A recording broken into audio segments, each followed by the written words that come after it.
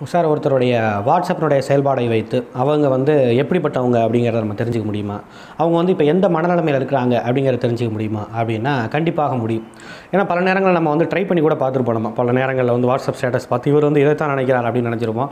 But பார்த்தா அவர் அதை நினச்சிருக்க மாட்டார், வேறு ஒரு விஷயத்தை நினச்சிருப்பாப்புல.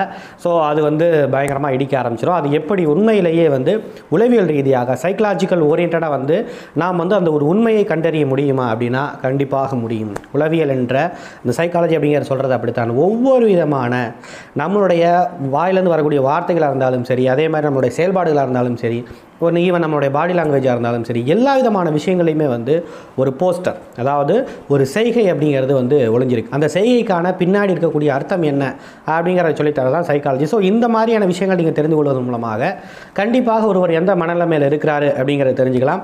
அதோடு சேர்த்து அவர்கிட்ட ஒரு விதமான ஒரு கஷ்டமான சூழ்நிலையில் இருக்கக்கூடிய ஒரு ஆளாக இருந்தால் ஓகே, இந்த மாதிரி விஷயங்கள்லாம் வச்சு இவர் கஷ்டமான சூழ்நிலை இருக்கிறார் அப்படின்னு சொல்லிட்டு அவருக்கு ஆறுதல் சொல்கிறது, இந்த மாதிரியான விஷயங்கள் அவருக்கு நன்மை செய்யணும் அப்படின்னு நமக்கு இஷ்டம் இருந்தது தாராளமாக செய்யலாம். ஸோ அதை தான் இன்றைக்கி நம்ம பார்க்க போகிறோம்.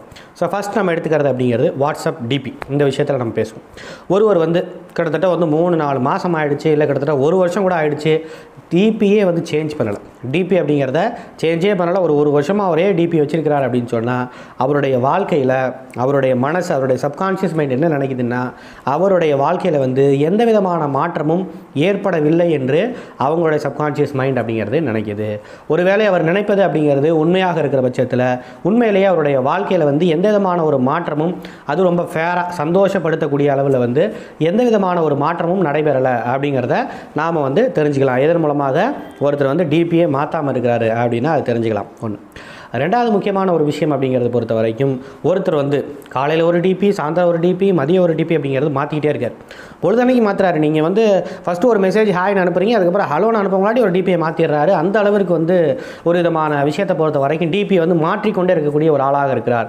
அப்படின்னா என்ன அர்த்தம் அப்படின்னா அவர் ஏதோ ஒரு விஷயத்துக்காக ரொம்ப ட்ரை பண்ணிக்கிட்டு இருக்கார் அப்படின்னு அர்த்தம்.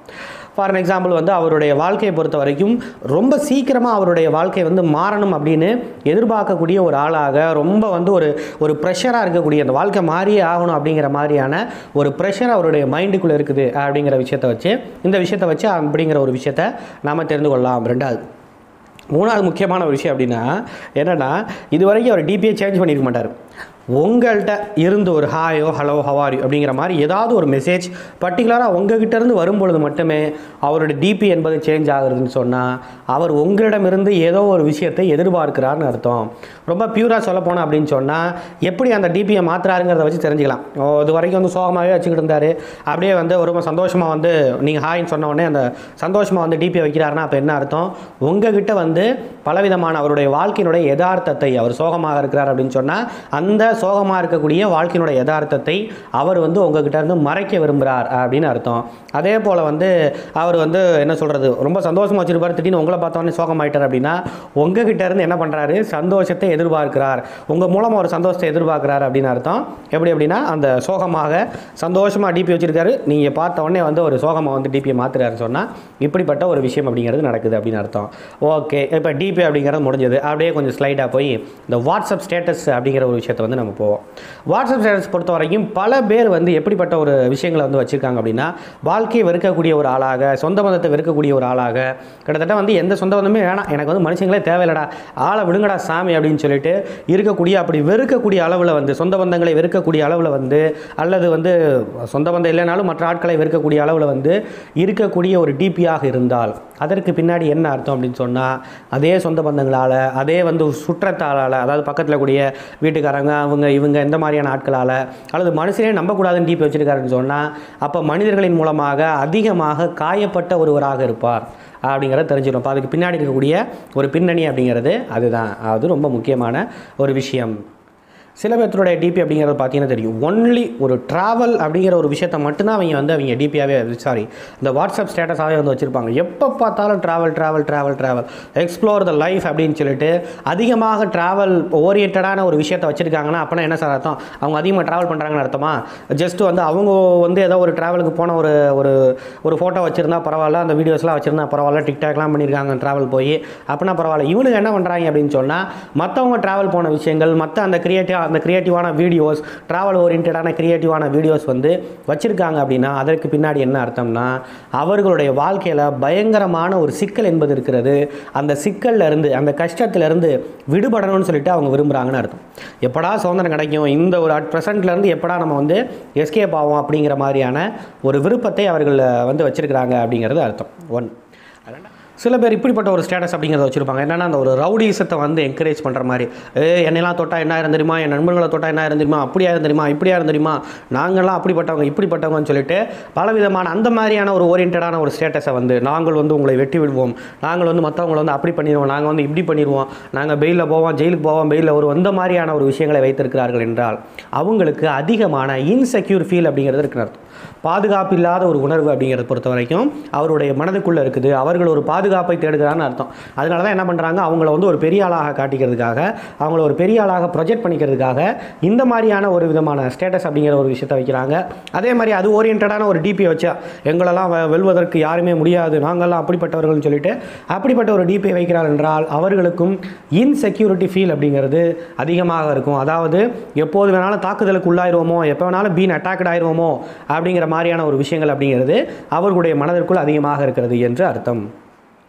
அடுத்து வந்து ஹெல்ப் அதர்ஸ், அதாவது மற்றவங்களுக்கு வந்து அறிவுரை சொல்வதை போல் வந்து இவங்களுக்கு நீங்கள் உதவி பண்ணுங்கள், நீங்கள் இப்படி வாங்க, நீங்கள் அப்படி போங்க, அதாவது இந்த மாதிரி பண்ணிவிடுங்க, அந்த மாதிரி பண்ணிவிடுங்க அப்படின்னு சொல்லிட்டு பிறருக்கு அறிவுரை வழங்குவதை போல் வந்து வாட்ஸ்அப் ஸ்டேட்டஸ் அப்படிங்கிறவங்க ஒருத்தர் வச்சுருக்கிறாங்க அப்படின்னா அவர்களுக்கு என்ன அர்த்தம் அப்படின்னு சொன்னால் அவங்க பலவிதமான மனக்குழப்பத்தில் இருக்கிறாங்கன்னு அர்த்தம். மற்றவங்களுக்கு அட்வைஸ் பண்ணுற போல் நீங்கள் எப்படி இருந்துக்குங்க, நீங்கள் அப்படி இருந்துக்குங்க அப்படின்னா என்ன அர்த்தம்னா மற்றவங்க வந்து இப்படியெல்லாம் இருந்தால் தான் எனக்கு ஃபேவரட்டான விஷயங்கள் அப்படிங்கிறது நடக்கும். அதனால் வந்து பலவிதமான குழப்பம் அப்படிங்கிறது பொறுத்த வரைக்கும் அவருடைய மனதிற்குள்ளே இருக்குது. அதனால தான் மற்றவர்களை வந்து பர்ஃபெக்டாக இருங்க அப்படின்னு சொல்கிறாங்க அப்படின்னு அர்த்தம். அது அப்படின்னா என்ன அர்த்தம் அப்படின்னா நான் ரொம்ப தெளிவான ஆள், அதனால தான் நான் அவங்களுக்கு வந்து ரொம்ப அட்வைஸ் சொல்கிறேன் அப்படின்னு அவங்கள ப்ரொஜெக்ட் பண்ணிக்க விரும்புகிறாங்க. அவர்கள் அப்படிப்பட்ட ஒரு விஷயத்தை வந்து நான் வந்து அப்படிப்பட்ட ஒரு ஆள் அப்படின்னு ப்ரொஜெக்ட் பண்ண விரும்புகிறாங்கன்னு அர்த்தம். இதுதான் ரொம்ப முக்கியமான ஒரு என்ன சொல்கிறது ஒரு ஸ்டேட்டஸ் பாயிண்ட் அப்படிங்கிறத நம்ம சொல்லலாம். இதற்கு பின்னாடி ஒளிஞ்சிருக்கக்கூடிய சைக்காலஜி அப்படிங்கிறது இதுதான். அப்புறம் ஒரு சில பேர் வித்தியாசமான ஒரு ஸ்டேட்டஸ் அப்படிங்கிறத வச்சுருப்பாங்க. என்ன அப்படின்னா இருக்கிறதே கொஞ்ச நாள் தான், நீங்கள் யாரையும் வந்து காயப்படுத்திடாதீங்க, நீங்கள் வந்து அந்த காயத்தினுடைய வலி அப்படிங்கிறது உங்களுக்கு தெரியாது, அப்படிப்பட்ட ஒரு விஷயம் அப்படிங்கிறது இருக்குது. ரொம்ப வந்து அது ரொம்ப மனசு வந்து ரொம்ப வலிக்கும், அதனால் வந்து யாரையுமே காயப்படுத்தாமல் வாழுங்க, ரொம்ப சாஃப்டாக இருங்க, ரொம்ப இதாக இருங்க, தான் இருங்க அப்படின்னு சொல்லிட்டு இப்படிப்பட்ட ஒரு ஸ்டேட்டஸ் ஓரியன்டாக அவங்க வைக்கிறாங்கன்னு சொன்னால், வாட்ஸ்அப்பில் ஓரியன்டாக அந்த வாட்ஸ்அப்பில் ஸ்டேட்டஸ் ஓரியன்டாக அவங்க வைக்கிறாங்கன்னு சொன்னால் அதற்கு பின்னாடி இருக்கக்கூடிய விஷயம் என்ன அப்படின்னா அவர்கள் ஒரு ஆள்கிட்ட வந்து அறிவுரை நினைக்கிறாங்க. ஆனால் அப்படிப்பட்ட ஆட்கள்கிட்ட நேரடியாக மெசேஜ் பண்ணி இந்த அறிவுரையை சொன்னால் எங்கே அவங்க கோச்சிக்குவாங்களோ, எங்கே என்னை விட்டு ரொம்ப தூரம் போயிடுவாங்களோ, எங்கே அவருடைய பாசம் என்பது பழையபடி நம்ம கிடைக்காம போயிடுமோங்கிறதுக்காக நேரடியாக அவர்கள்ட்ட சொல்லாமல் அவர்கள் வாட்ஸ்அப் ஸ்டேட்டஸ் மூலமாக அவங்களுக்கு வந்து செய்தி அனுப்புகிறாங்க. அது நம்ம எல்லாத்துக்கும் நமக்கு தெரிஞ்சு போயிடுது என்று அர்த்தம். அதனால் வந்து ஒருவர்கிட்ட வந்து ஒரு கருத்தை சொல்லணும்னு அவங்களுக்கு தோணுது. அதாவது நீங்கள் என்னை ஹர்ட் பண்ணாதீங்க, நீங்கள் என்னை காயப்படுத்திடாதீங்கன்னு சொல்லணும்னு அவங்களுக்கு தோணுது. ஆனால் சொல்வதற்கு பயமாக உள்ளது. அதனால் என்ன பண்ணிக்கிறாங்கன்னு சொன்னால் அதை வாட்ஸ்அப் ஸ்டேட்டஸில் வச்சுக்கிறாங்க அப்படின்னு அதற்கு பின்னாடி இருக்கக்கூடிய சைக்கலாஜிக்கல் ஓரியன்டான ஒரு பேக்ரவுண்ட் அப்படிங்கிறது அதற்கு இருக்கிறது அப்படின்னு அர்த்தம். அப்புறம் நம்ம பசங்க, அதாவது வந்து ரெண்டு வகையாக வந்து இந்த பசங்களை பிரிக்கலாம். ஒன்று வந்து என்ன அப்படின்னு சொன்னால் அந்த சிங்கிள் பசங்க அப்படின்னு சொல்கிறது, நாங்கள் ரொம்ப சிங்கிளாக இருக்கோம், நாங்கள் வந்து ரொம்ப மொரட்டு சிங்கிள், நாங்கள் வந்து இப்படி பண்ணுவோம் அப்படி பண்ணுவோம் அப்படின்னு சொல்லிட்டு இன்றைக்கி இன்ற ஒரு காலத்தில் வந்து அதுதான் ஈவன் ரொம்ப ரீசெண்ட் டயத்தில் கூட வந்து being single is a great thing அப்படிங்கிற மாதிரி நிறைய விதமான வெப் சீரியஸு அந்த மாதிரியான விஷயங்கள்லாம் வர ஆரம்பிச்சிருச்சு. அப்போ அந்த மாதிரியான நாங்கள் வந்து ரொம்ப சிங்கிளான ஒரு ஆள் அப்படிங்கிற மாதிரியான விஷயங்களை வந்து வாட்ஸ்அப் ஸ்டேட்டஸாக வைக்கிறார் என்றால் என்ன அர்த்தம்னா அவங்க கமிட்டாக அதுக்கு ரொம்ப விருப்பப்படுறாங்கன்னு அர்த்தம். ஒன்று. ரெண்டாவது விஷயத்தை பொறுத்த வரைக்கும் சார் ஆளுகளே வேணாம், யாருமே எனக்கு தேவையில்லை, self love is a best love, எனக்கு வந்து என்னை வந்து நான் வந்து காதலிப்பது தான் ரொம்ப முக்கியம் அப்படின்னா இதற்கு பின்னாடி என்னென்னா அவங்க கமிட் ஆகணும்னு விரும்புகிறாங்கன்னு அர்த்தம். ரொம்ப முக்கியமான அவர்களுடைய ஃபோட்டோவை வச்சுக்கிட்டு அவர்களையே வந்து செல்ஃப் லவ் அப்படிங்கிற மாதிரியான விஷயங்களை செய்து கொண்டு அவர்களுக்கு பின்னாடியே பாட்டெல்லாம் போட்டுக்கிட்டு அப்படி இப்படின்னு சொல்லிட்டு பயங்கரமாக இருக்கிறாங்கன்னு சொன்னால் அப்போ என்னை வந்து ரசிப்பதற்கு ஆட்கள் என்பவர்கள் குறைவாக இருக்கிறார்கள். என்னை ரசிக்கிறதுக்கு நான் வந்து இப்படிப்பட்ட ஒரு ஆள் அப்படின்னு நமக்கு முன்னாடி காட்டிக்கணும்னு நினைக்கிறாங்க. இதற்கு ஒன் ஆஃப் த இன்டென்ஷன் அப்படிங்கிறது ஒரு விதமான நோக்கம்ங்கிறது எப்படிப்பட்டதாக இருக்கலாம்னா நான் வந்து கமிட் ஆக விரும்புகிறேன், நான் வந்து என்னை வந்து ரசிக்கக்கூடிய ஆட்களை நான் தேடிக்கொண்டு இருக்கிறேன் அப்படிப்பட்ட ஒரு விஷயமாக கூட இருக்கலாம். பிறர் இருந்து பாராட்டு வாங்கக்கூடிய விஷயங்களாக கூட அப்படிப்பட்ட ஒரு முயற்சியாக கூட அந்த ஒரு வாட்ஸ்அப் ஸ்டேட்டஸ் அப்படிங்கிறது வைக்கலாம். தட் இஸ் வாட் அப்புறம் சில ஒரு வாட்ஸ்அப் ஸ்டேட்டஸ் அப்படிங்கிறது இருக்கும். என்ன அப்படின்னா, தாயினுடைய அன்பு, தந்தையினுடைய அன்பு அப்படிங்கிறது மிகப்பெரியது, அல்லது சொந்த பந்தத்தினுடைய அன்பு என்பது மிகப்பெரியது, அப்படிப்பட்டது இப்படிப்பட்டதுன்னு சொல்லிட்டு அவங்க they started to advice about the relations, அல்லது வந்து இந்த ரிலேஷன்ஷிப் ஓரியன்டாவோ அல்லது மதர் பற்றியோ ஃபாதர் பற்றியோ ரொம்ப வந்து அவங்க ப்ரைஸ் பண்ணுறது போல் வந்து அவங்க பேச ஆரம்பிச்சிட்டாங்கன்னு சொன்னால் அதற்கு பின்னாடி 2 விதமான முக்கியமான ஒரு அர்த்தங்கள் என்பது இருக்கிறது. ஒன்று, உண்மையிலேயே அப்படி அதிகமான ப்ரைஸ் பண்ணுறவங்க எப்படி இருப்பாங்க அப்படின்னு சொன்னால், தாயினுடைய அன்பு என்பது முக்கியம், தந்தையினுடைய அன்பு என்பது முக்கியம் சொல்லக்கூடிய ஆட்கள் எப்படிப்பட்டவர்களாக இருக்கணும், அவர்களுக்கு பின்னாடி இருக்கக்கூடிய அந்த மனோ நிலைமை அப்படிங்கிறது எப்படிப்பட்டதாக இருக்குன்னு சொன்னால், அந்த ஒரு குறிப்பிட்ட ஒரு அன்பை வந்து ரொம்ப மிஸ் பண்ணக்கூடிய ஒரு ஆளாக இருப்பாங்க. ஒரு காலத்தில் இந்த மாதிரியான ஒரு அன்பை நான் பெற்றிருந்தேன், இன்றைக்கி வந்து அது எனக்கு கிடைக்காம போயிடுச்சு அப்படிங்கிற ஒரு ஆளாக இருக்கலாம். அல்லது சின்ன வயசுலேருந்து இப்படிப்பட்ட ஒரு அன்பை நான் பெற்றதே இல்லை, குறிப்பாக தாயினுடைய அன்பையோ குறிப்பாக தந்தையினுடைய அன்பையோ குறிப்பாக நிறைய ஃப்ரெண்ட்ஸ் இருக்கக்கூடிய அந்த சர்க்கிளை வந்து நான் வந்து பெற்றதே இல்லை, அதனால் வந்து நண்பர்கள்ங்கிறது ரொம்ப முக்கியம், மதருங்கிறது ரொம்ப முக்கியம், ஃபாதருங்கிறது ரொம்ப முக்கியம்னு சொல்லிட்டு அவர்களுக்கே வந்து என்னது அப்படின்னா ஒரு விதமான ஏக்கத்தை, அவர்கள் மனசுக்குள்ளே இருக்கக்கூடிய ஏக்கத்தை வெளிப்படுத்துகிறாங்க. அதை அறிவுரையாக நம்மக்கிட்ட வந்து அவங்க சொல்கிறாங்க அப்படிங்கிறது அர்த்தம். இதற்கு பின்னாடி இன்னொரு ஒரு முக்கியமான ஒரு விஷயம் இருக்குது. என்ன அப்படின்னு சொன்னால், ஒரு 45-46 வயசுக்காரங்க இருக்கிறாங்க, அல்லது 35லேருந்து 45 வயசுக்காரங்க இருக்கிறாங்க. தாயினுடைய அன்பு, ஒரு கேளாக இருக்கிறாங்க, ஒரு லேடியாக இருக்கிறாங்க. தாயினுடைய அன்புங்கிறது எவ்வளோ பெரிய பரிசுத்தமானது தெரியுமா? நீ அவங்கள விட்டுறவே கூடாது, நீ வந்து அவங்களோட தெய்வம் மாதிரி, அவங்க வந்து உனக்கு தெய்வம் மாதிரி, அவங்க வந்து அப்படிப்பட்டவங்க இப்படிப்பட்டவங்க ரொம்ப விதமான தாயினுடைய அன்பை பற்றி அதிகமாக அந்த பெண் என்பவர்கள், அதாவது கரெக்டாக 30லேருந்து ஒரு 45 வயசுக்குள்ள இருக்கக்கூடியவங்க பேசுகிறாங்க அப்படின்னா என்ன அர்த்தம்னு சொன்னால், அவர்கள் ஒரு தாயாக இருப்பார்கள், அவர்கள் மகன் அல்லது மகள்களிடமிருந்து அதிகமான அன்பை பெறக்கூடிய, அதிகமான அன்பை கேட்கக்கூடிய, அதிகமான அன்பிற்காக இயங்கக்கூடிய ஒரு ஆளாக கண்டிப்பாக இருப்பாங்க அப்படிங்கிறது வந்து ரொம்ப முக்கியமான ஒரு விஷயம். இதில் அப்படியே வந்து இன்னொரு முக்கியமான ஒரு வாட்ஸ்அப் ஸ்டேட்டஸ் என்ன அப்படின்னா, பெற்றோர்களை விட வந்து பெரியவர்கள் ரொம்ப மேலானவருங்க, பெரியவங்க சொன்னால் கேட்டுக்கணும், அவங்க சொன்னால் கேட்டுக்கணும், இவங்க சொன்னால் கேட்டுக்கணும், இந்த வயசுக்கு மேலே இருக்கவங்க சொன்னால் கேட்டுக்கணும் அப்படின்னு அதிகமாக ஸ்டேட்டஸ் வைக்கிறாங்கன்னு சொன்னால் அதற்கு பின்னாடி என்ன அர்த்தம் இருக்குன்னா, அந்த ஏஜில் அவங்க இருக்காங்கன்னு அர்த்தம்.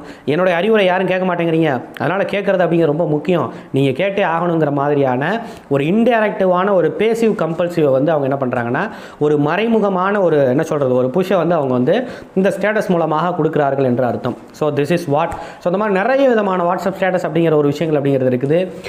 நீங்கள் எந்த மாதிரியான இப்போ நீங்கள் வந்து உங்களுடைய பெஸ்ட் ஃப்ரெண்டு அல்லது நீங்கள் வந்து ரியலைஸ் பண்ண, நீங்கள் வாட்ஸ்அப் ஸ்டேட்டஸ் வச்சு ரியலைஸ் பண்ண சில விஷயங்கள் என்னென்ன, இப்போ நான் சொன்னதுக்கப்புறம் ரியலைஸ் பண்ண விஷயங்கள் என்னென்னு தாராளமாக நீங்கள் கமெண்ட் செக்ஷனில் பதில் பண்ணலாம். அதோட நேரத்தில் வந்து உங்களுக்கு மனநலம் சம்பந்தப்பட்ட அல்லது உறவுமுறை சம்பந்தப்பட்ட சிக்கல் என்பது இருக்கிறது, எனக்கு சைக்கலாஜிக்கலான கவுன்சிலிங் அப்படிங்கிறது தேவைப்படுதுன்னு சொன்னால் இதான் எங்களுடைய நம்பர், நீங்கள் தாராளமாக கால் பண்ணலாம். That is what. So thank you so much. Your Rajkumar Pandian from the human expert Tamil YouTube channel. That is what. Bye.